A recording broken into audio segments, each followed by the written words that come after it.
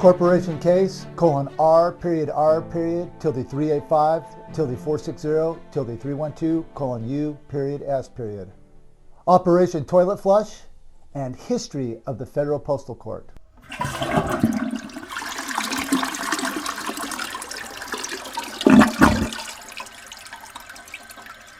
The first opening of the Federal Postal Court in quantum grammar was in 2001 in Federal District Court in Casper, Wyoming, in corporation case number R period 512 587 202 U period S period.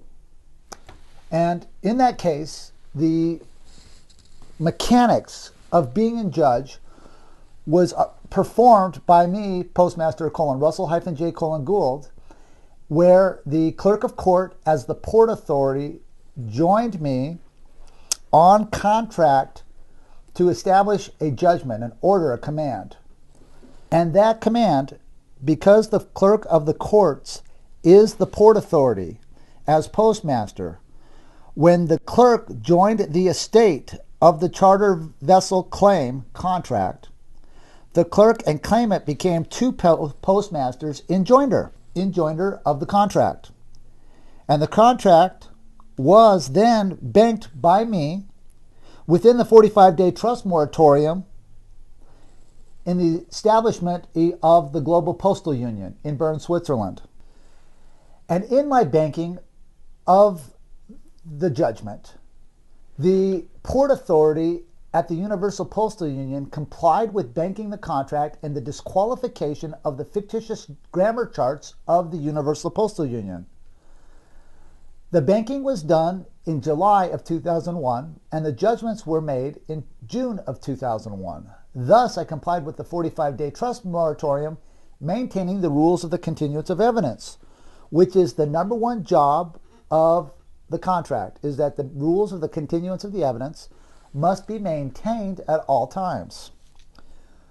With the disqualification of the charters for the corporate structure of the Universal Postal Union in July of 2001, the shareholders of the Universal Postal Union and the tenants of the Universal Postal Union, as well as the owners of the Postal Union in Bern, Switzerland, were put on publication and traversed in a face-to-face meeting with me in 2003 on the establishment of the new postal corporation called the Global Postal Union. And in that establishment, I closed the door so nobody could come back into the Universal Postal Union and set up a quantum system, which the Postal Union concurred with in that space.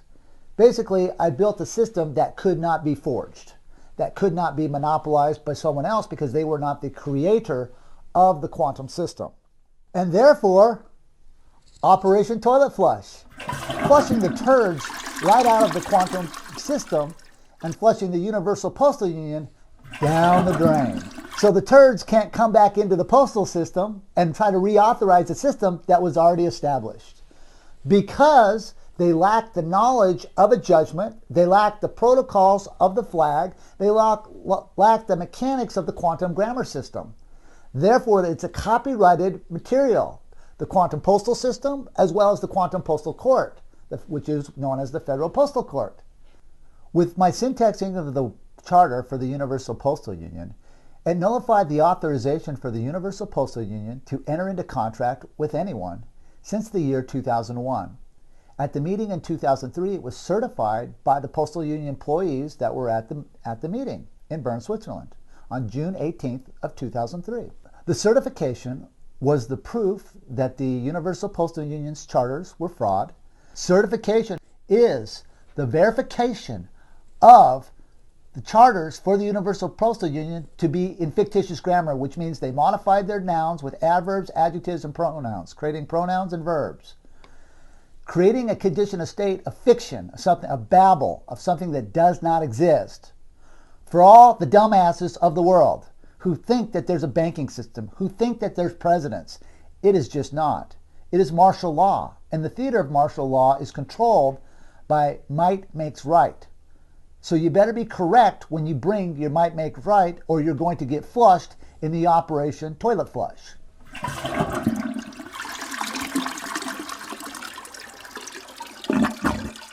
The consequences of my maintaining the rules of the continuance of evidence created many scenarios in my life, from my battles in Wisconsin to Michigan and other battles against the U.S. military in the largest court-martialing case of corporation case, R period, tilde 385, tilde 410, tilde 312, colon U period, S period. That was conducted for 4 years at the Washington Mall with the U.S. military documenting and videotaping each trial. Because of my choices, there were many scenarios that the world is unaware of that happened within the Federal Postal Court. The first casualty of the Federal Postal Court was from my friend Janice-K. Logan, who fell victim to the lies and the setup by my partner David-Win Miller, who told her she was a federal judge, but she was untrained in the mechanics of being a federal judge. Thus, Janice-K. Logan was David-Win Miller's first victim of going to jail under false claims that she was claiming to be a federal judgment, because she did not have the credentialing, the tools of a judgment, which is the seat of judgment for a judge and banker, which is corporation case R period, 512, 587, 202, colon U period, S period. That is the certification of what a judgment looks like. So in order to be a federal judge or a judge of any stature, you must sit at the seat of the judgment, which means you must have contract in hand, verifying that you have the credentialing to command the authority of the court, command the authority of the fee for freight for the contract, for the judgment, and command the authority to hold trial within that court building. Without that certification and without banking it after you've received your judgment, you are not a federal judge. This was Janice-K. Logan's failure and David-Win Miller's due diligence, negligence in educating Janice-K. Logan on what she needed to be a judge. Therefore, in 2002 to 2004, she spent 2 years in jail for her not knowing and David hanging her out to dry. It is very unfortunate that the world at the time did not have the full closure about what was happening to the victim, Janice-K. Logan, and what David-Win Miller spun up to create casualties for someone's life. And this is very unfortunate, and I'm coming forward today with that full closure, saying if you're going to claim to be a judge, these are the criteria that you must have in place prior to you making these claims. Otherwise, you're giving false closure to the general public, and you are a public safety hazard, period. Last week, for the first time in many years, I contacted Janice-K. Logan. And I gave her closure that I was going to use her name as a sample of what happens when you are not a correct federal postal judge within the quantum system. And she had one word of counsel to those of you who are claiming to be federal postal judges without authorization as for the correct credentialing to be a judge. Number one, David-Win Miller could not authorize you as a judge. That does not make you a judge. And number two is you will be stood down. And somebody will sit you down and put you in your place. And to the general public, that you don't take this technology for granted because it has consequences of accountability. And Janice-K. Logan learned that lesson. Mark-Daniel Seeger. Hey, Mark-Daniel Seeger. In 2006, you were a method server against Donald A. Davis, who was a U.S. District Deputy Attorney General for the Western District of Michigan. And you were a method server for Cladella-Ann Darland and James Darland in 2006 in the Western District of Michigan in Grand Rapids, Michigan. Were you the method server in that case? Yes, sir. And as the method server in that case, you heard and got the audio tape of my doings in that court case. Yes, sir. Where in that case, they came after me and I won the case against Donald A. Davis. And the case was out of Grand Rapids, Michigan. Yes. And in that case, you witnessed and purchased the audio of my trial from the clerk of courts. Yes, sir. And on the audio, you witnessed the flag bearer of the Title IV flag, David-Win Miller, take the fiction oath administered by the clerk of court and surrender his position as flag bearer and corporate owner of the Title IV flag in 2006. Yes, unfortunately, I did. And when David took that fiction oath and he surrendered it, how did that make you feel? Confused and disappointed. Just disappointed. He went against everything we were fighting for.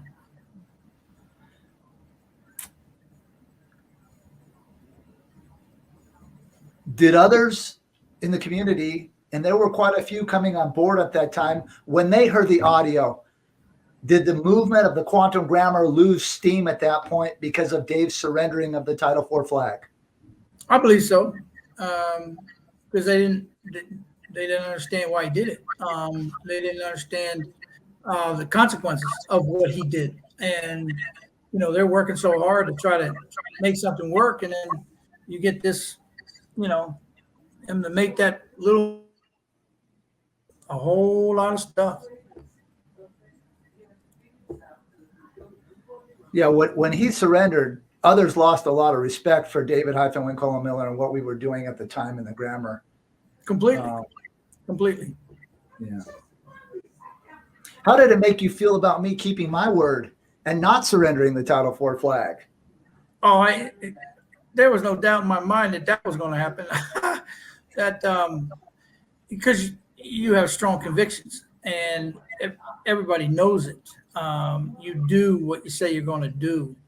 And so you put up or shut up, you put up. So Dave didn't do that. I mean, Dave shut up and they scared you. So,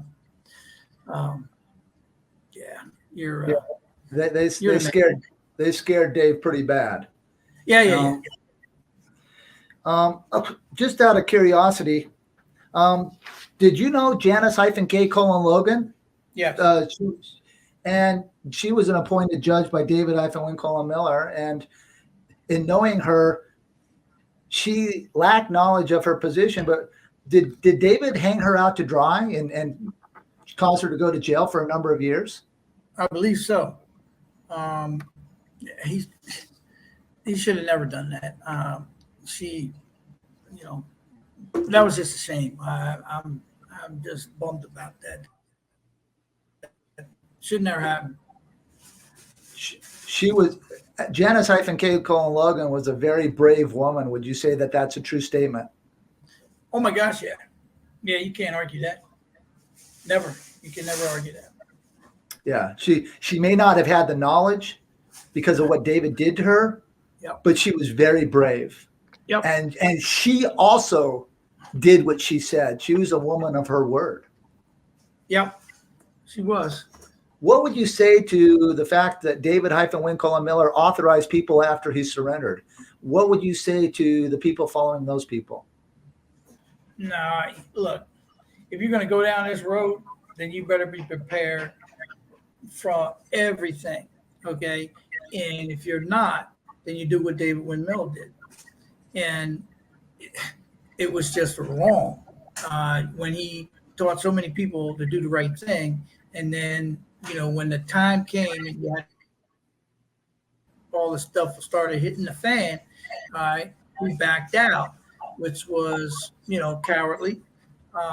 And so you got to learn from that and go, look, this ain't for the faint of heart. If you're going to do it, you better know what's going to happen or what could happen to you if you do it. So, and what do you say? Well, what would you have to say to the people that he supposedly authorized after he surrendered? Did they not do their due diligence? Getting involved, they should have known everything about it, just like they would have to know everything about you before they even started. So, was he 100% in, or was he 90% in and 10% out? Nobody knew that until that moment. But after that moment, nobody should have followed whatever he was doing. Nobody should have done it because he wasn't man enough to stick by it. So that's a shame. That's a shame. He did a lot of work, a lot of really good work, and he, you know, gave it away. So Mark-Daniel Kohlen-Seeger had firsthand knowledge of being a method server in the case where I defeated Donald Davis, the U.S. prosecutor in the Western District of Michigan, in 2006. He purchased the audio tape of my former business partner, David-Win-Colin-Miller, surrendering the Title IV flag by taking a fiction grammar oath in 2006, nullifying David's credentialing in authorizing the Title IV flag or the Federal Postal Court to anyone else in the future after 2006. When David surrendered his Title IV flag authorization, Title IV, Sections 1, 2, and 3 of the Title IV flag, I did not speak to David for 5 years because I was very upset with him because he made choices to not honor his word, because he could not back up that which he was speaking. Therefore, the federal government and the momentum that we had at the time within the citizens of this country lost momentum due to the fact that David didn't live to his word. And that was a huge setback for the Federal Postal Court, but I still kept in operation and I still kept moving forward.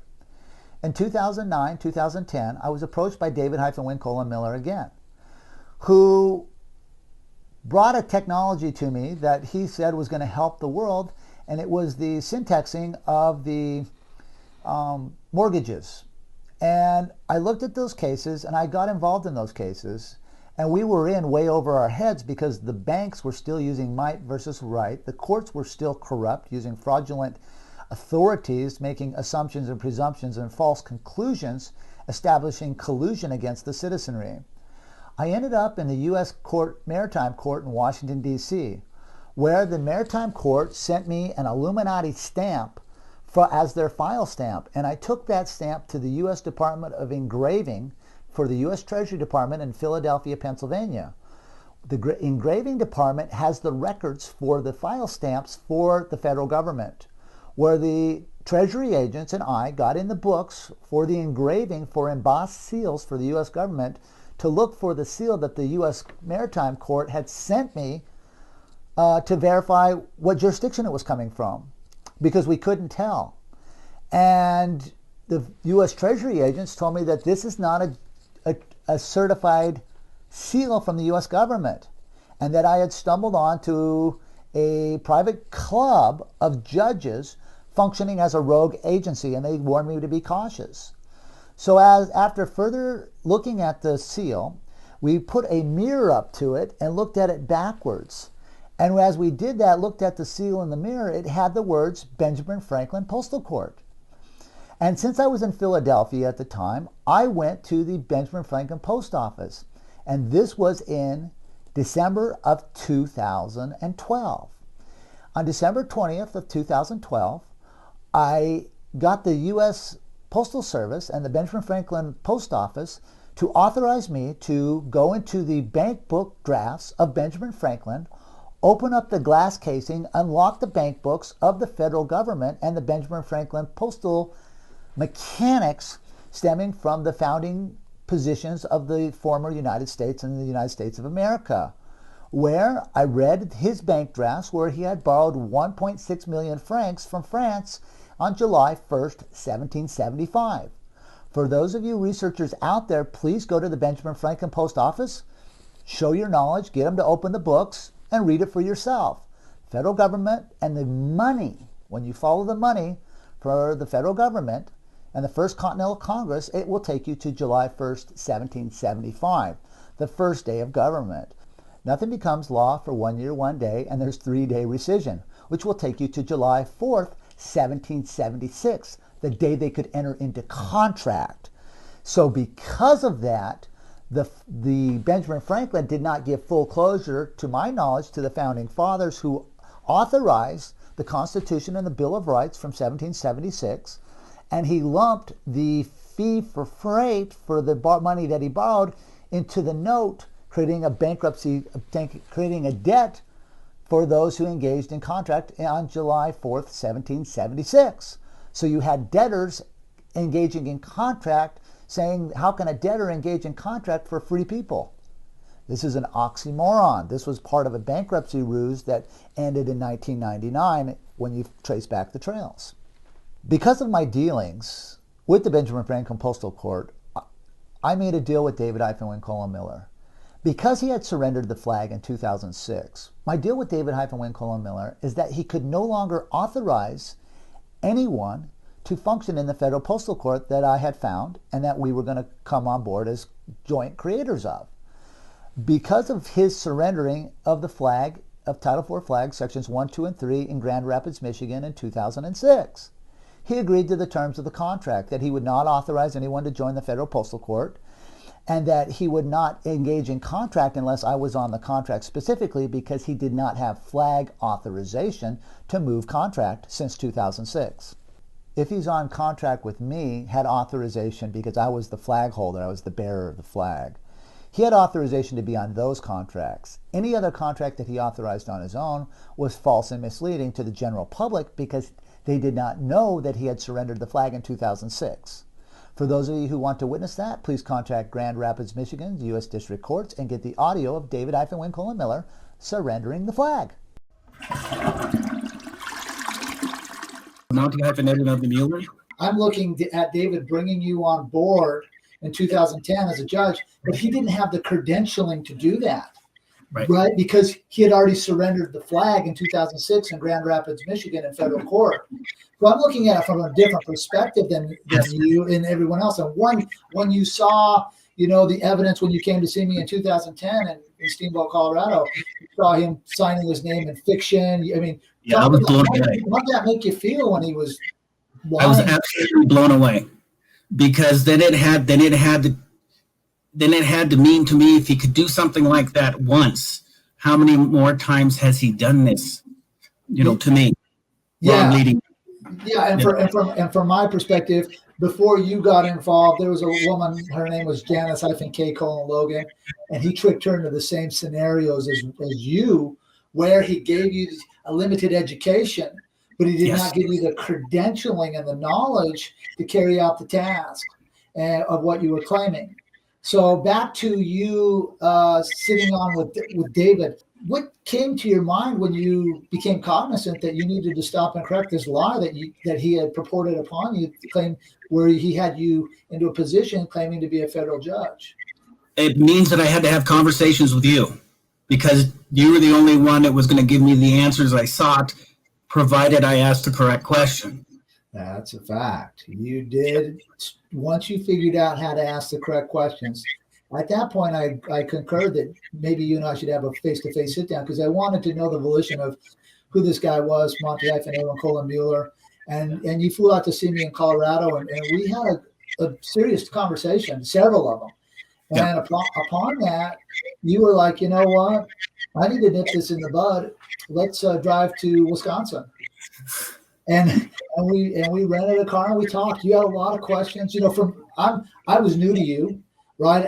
But I felt your pain because I saw my friend Janice-K. Logan, who was a very brave person, just very compartmentalized in knowledge because David, number one, didn't know because he had not been taught. Right. And so he couldn't give her the full closure that was necessary to get through her. And she ended up doing 3 years in jail.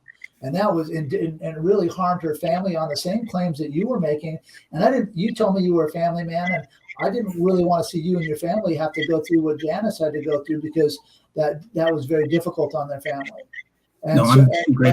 And so I agreed to have you come out. And after conversation and you looking at the forensics and hearing my story, how did that make you feel about David when you heard the truth about him surrendering the flag in 2006, but he didn't have the credentialing to give you the flag authorizations anymore? How did that make you feel? Stunned. Absolutely stunned. Because even with my limited knowledge that I had then, what I did know that was correct about particular things, I also knew David knew, so why would he do that? It made no sense. It was a public safety. He was being a public safety hazard, creating creating scenarios to get people in trouble. As we got in the car and we headed to see David, David had no idea that you and I knew each other, did he? I believe that's correct. Yeah. I think it's true. And when we pulled into his driveway, he just happened to be in his driveway. What was his reaction when he saw me and you together? Can I say it verbatim without being looked down upon? For sure.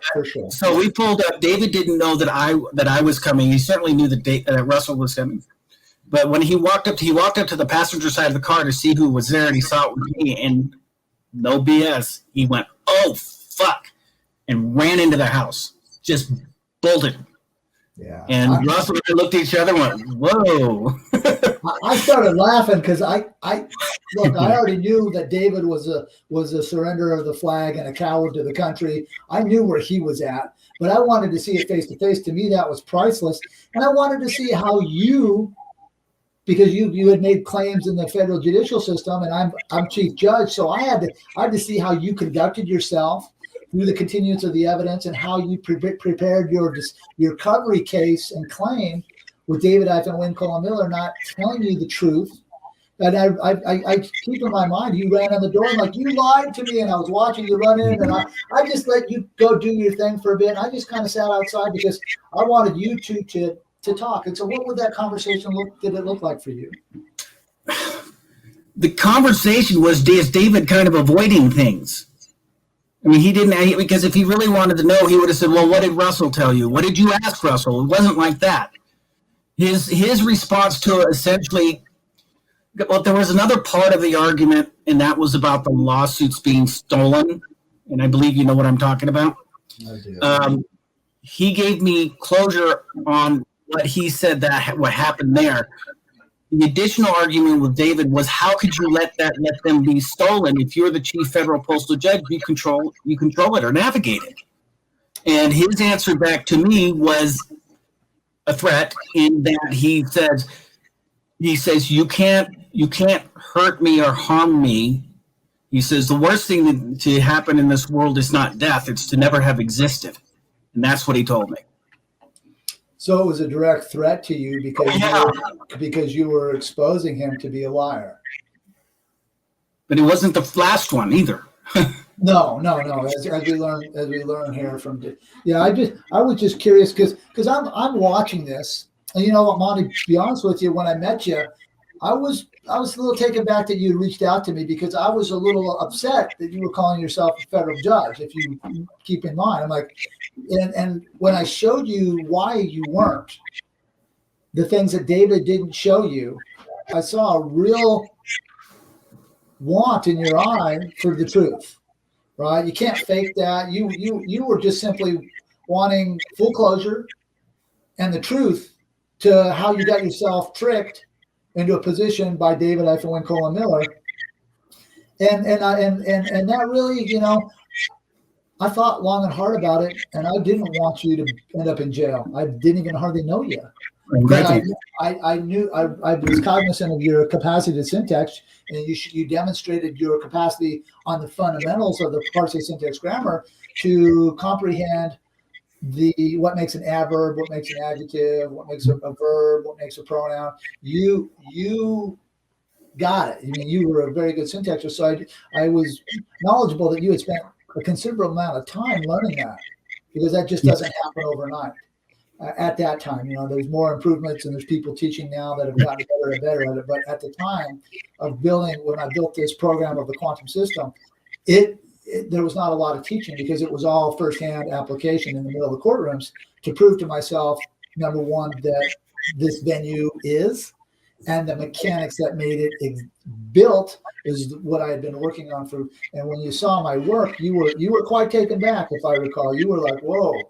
You became knowledgeable that David was not the creator of this. That's not what his story was to the public. You could watch a lot of David's stuff that he claims a lot of stuff that wasn't his nativity creation. Who did you learn when you saw the forensics built it? You. Yes. For sure. Yeah. And so I was quiet because David always told me a statement. He says, keep your enemies close. And I made a choice not to work with the Clintons. I made the choice not to work with the Rothschilds. I made the choice not to capitulate to his ideology of only educating the top 1% of the world and keeping the general public stupid. And so he says that in one of his videos. He says, I'm here to educate the judges and the top percent. He absolutely says that. Yeah, that was his ideology. And then he told me that his goal was to only hire stupid people. That way they couldn't figure anything out.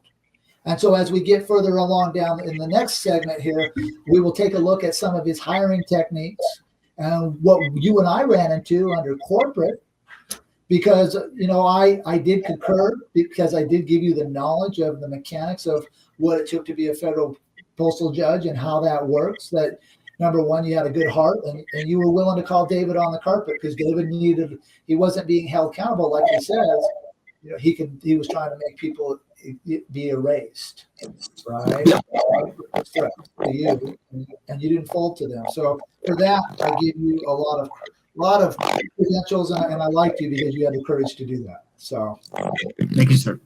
And at that point, you wanted your judgeship and everything changed, and you wanted me on the credentialing on that because you became cognizant that David didn't have credentials to authorize judges. Is that right? We were, you and I were at David, I don't remember how many days, at least 2-3 days.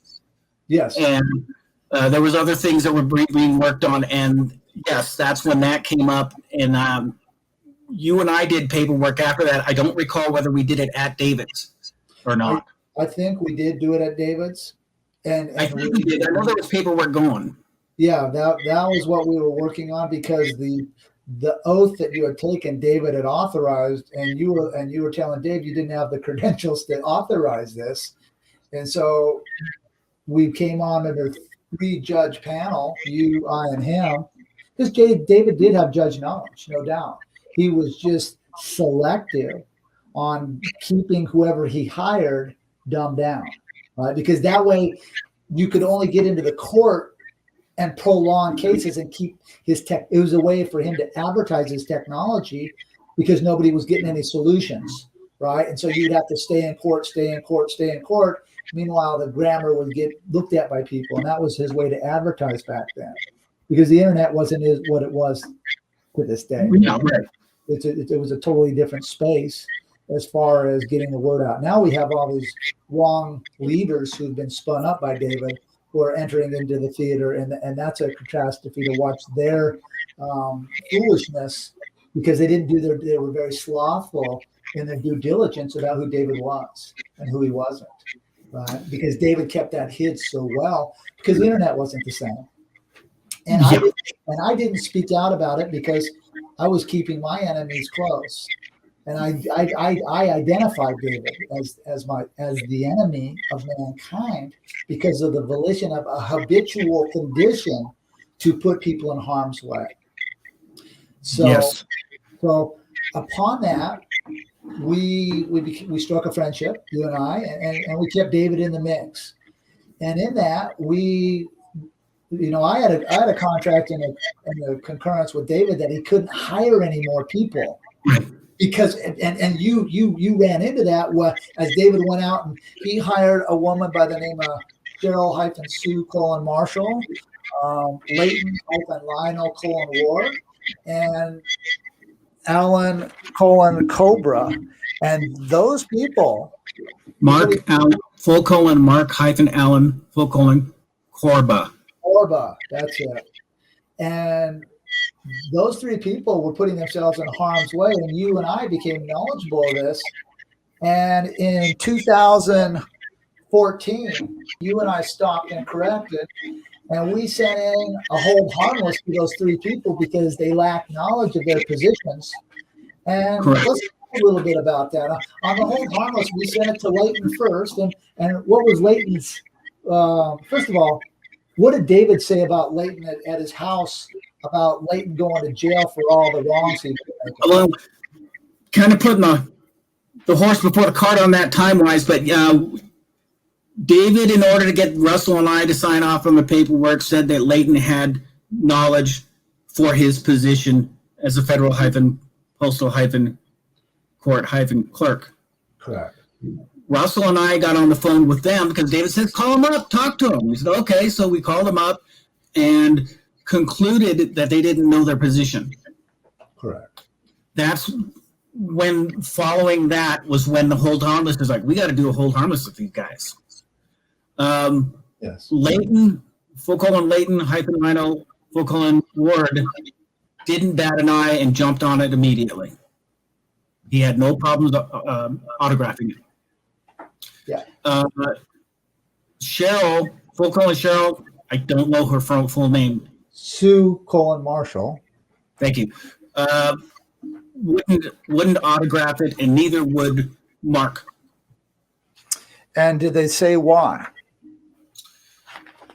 I believe it was something as simple as they said they didn't have to answer to you. Correct.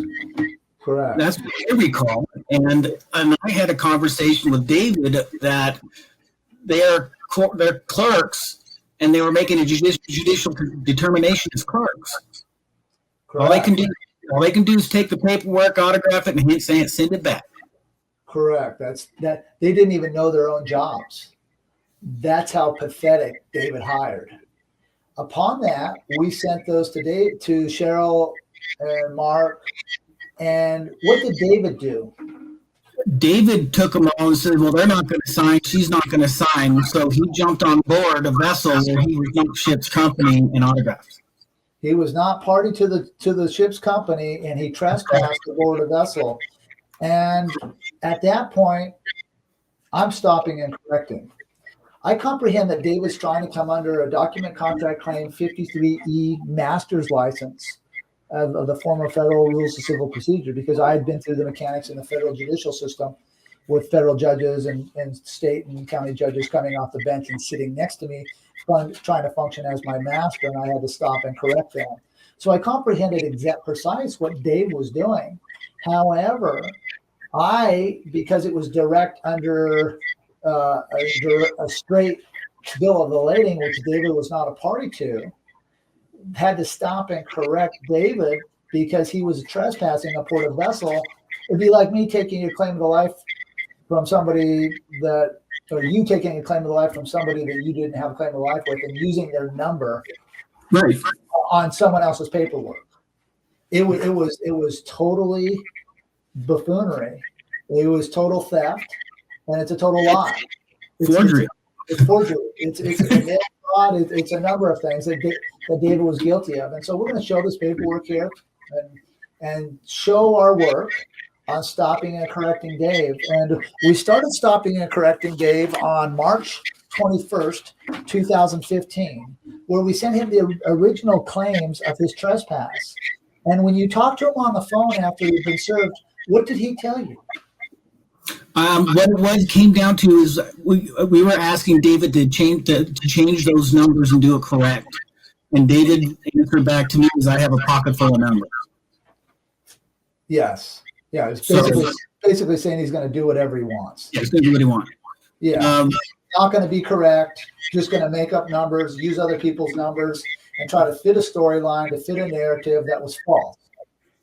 Correct. Yeah. And so upon that, we waited the 1 year, 1 day, and we served him a summary judgment. And that summary judgment was served on him on the 18th of March, 2016. And in that, he was commanded and voted out of the Federal Postal Court for his behavior of theft, his trespass of boarding vessels without authorization, and using numbers, like he said, a pocket full of numbers that he can just make up.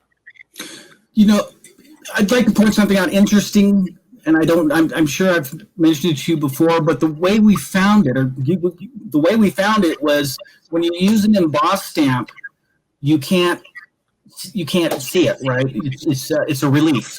Yes. But what David did was he took ink and put it across the top of that stamp and went, holy, this isn't your number. It was my number. It was your number. Yeah, he was taking my number and putting it across the stamp after he had already concurred at the Benjamin Franklin Postal Court that I would put my number on the case because it was the only one with credentials, but he couldn't use it unless I was on the paperwork because he had surrendered the flag in 2006. And so he lied, thought he could get away with a lie, and then he got called on it by the two federal postal judges, and we made a ruling under a 3-judge panel, which he had agreed to when he autographed your oath that we were a 3-judge panel. If you call on your oath, that's what it says. And as a 3-judge panel, we voted 2-1 to put him on pause so he wouldn't harm the Federal Postal Court and wouldn't harm the people of the world. And of course, normal protocol, habitual doer, he did the exact opposite and went out and tried to authorize more people without false expectations, false numbers, false hopes. So that is a good thing that the lie was stopped. However, the lie continues, and hopefully people do the due diligence upon this video, seeing this video, and come to their own conclusions about the forensics of the behavior of David Wynn Miller as a theft maneuver of corporate raid. Yeah. Because he locked himself away from his own technology. Now, in 2005 and 2006, I was met by the NSA, the Department of Defense, and the CIA, who said that David Wynn Miller was the laughing stock of the elite because he had managed to lock himself away from his own technology, because he had surrendered his flag, right? Because of what he had done in the court-martialing of Bush and Cheney as an adjective pronoun, which you saw the forensics on, where he autographed a green card without punctuation when it was directed to punctuation on the same front part. So because of him doing that, he actually disappeared and tried to get away with it, and we kept him on point and we called him on the carpet, though it was a long and tedious task. Now, there was another female that also claimed to be a federal postal judge, and you're going to see on this video the forensics of David actually having to kick her out of her position, and then we're going to show the forensics of David going back in and reauthorizing her with my number, thinking that it's okay. And when I talked to Kayleen Kahali on that, she told me that it's only a number, no big deal. She's going to use it no matter what. And I'm like, but it's not your number. It's not even David's number. She goes, well, I don't care. I'm going to use it anyway. And I said, well, that's called thievery. And she hung up the phone on me in anger, of course. She was quite angry. Yeah. So it's a pattern. Yeah, that was a pattern. Yeah, in your dealings with Kayleen Kahali, what did you find? Did you think that she lacked knowledge as a federal judge?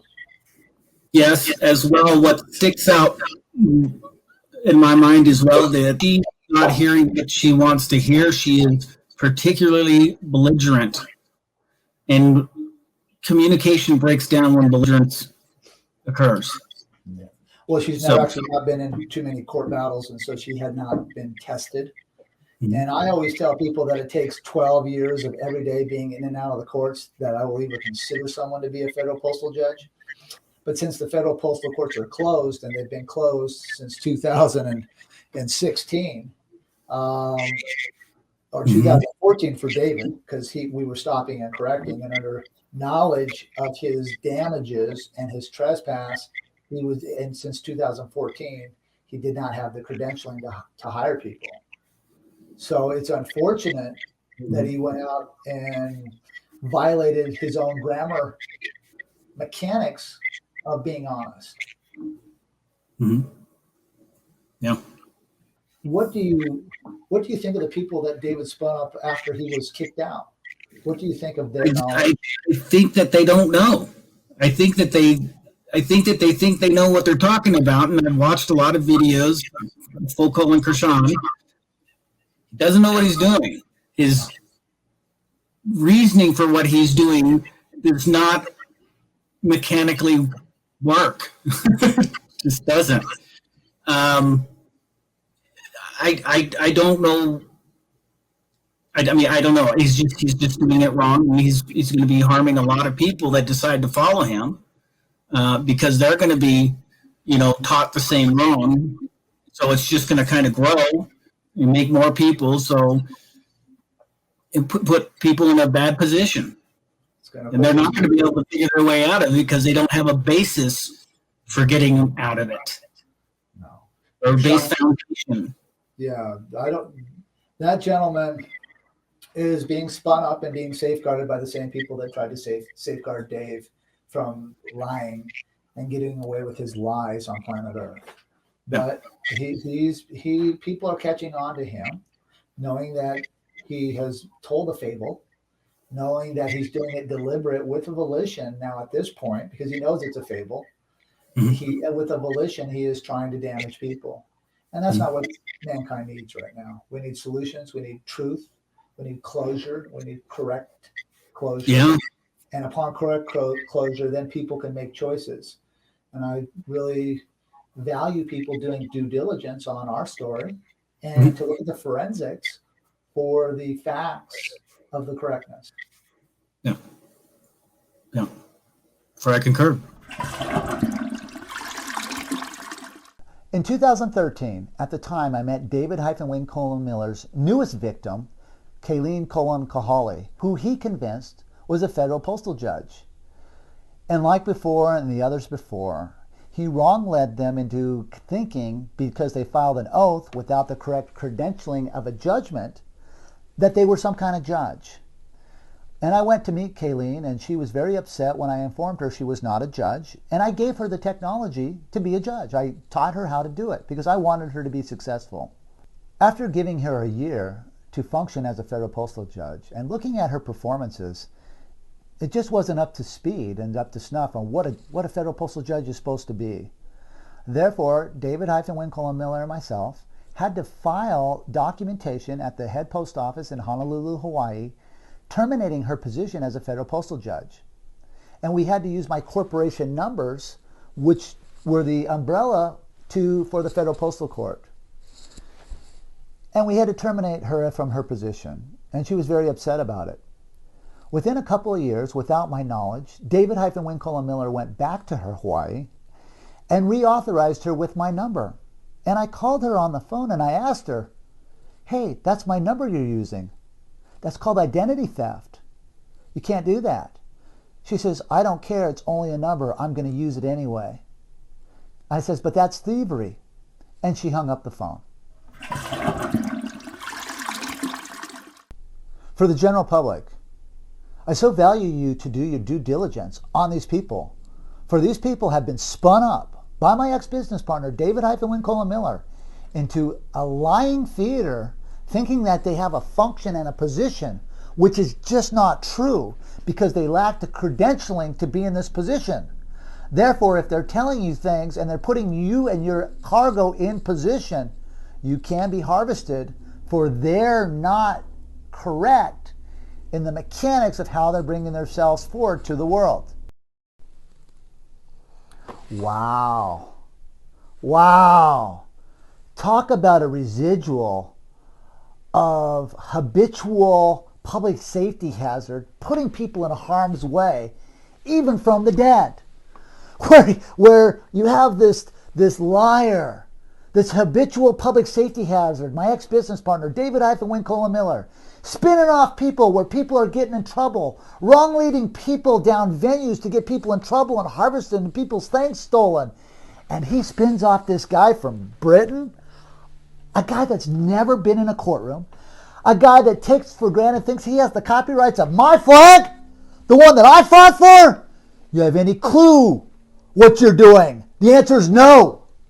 You have the residual of David-Wayne Colin Miller coming up from the dead, acting like in his last plights on the planet, his last 3 years, after he's done all this carnage and all this damage and surrendered his flag and caused people to go to jail, he spins this guy up out of Britain, who, number one, does not have the copyrights on my flag, number two, does not have the credentialing as a federal postal judge, number three, is not even in the Federal Postal Court because it was closed in 2014, and gets spun up And wrong leads the general public, wrong leads people, and puts people in harm's way?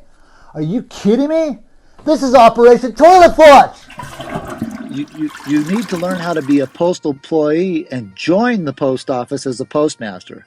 See, what you've told me has completely gone over my head, and I'm being very honest with you. I want you to know the level of the engagement is just boom, it's just going straight over my head.